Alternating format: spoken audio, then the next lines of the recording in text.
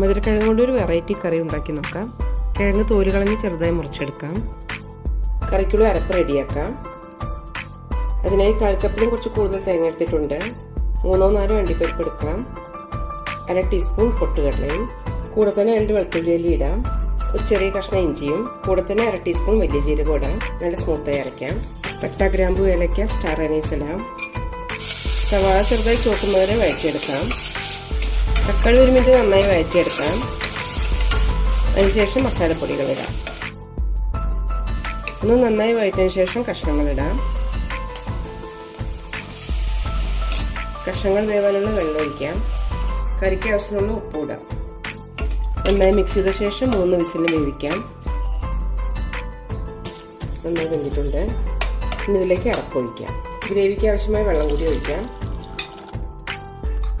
തിളപ്പിച്ചെടുക്കാം. ഇനി ഇതിലേക്ക് മല്ലിയിലയും കറിവേപ്പിലയും ഇടാം. വളരെ ടേസ്റ്റിയായ മധുരക്കിഴങ്ങ് കുറുമ റെഡി ആയിട്ടുണ്ട്. ഇഡ്ഡലി, ദോശ, വെള്ളപ്പം, ചോറ്, നൂൽപുട്ട് അങ്ങനെ എല്ലാത്തിനും നല്ല കോമ്പിനേഷനാണ്.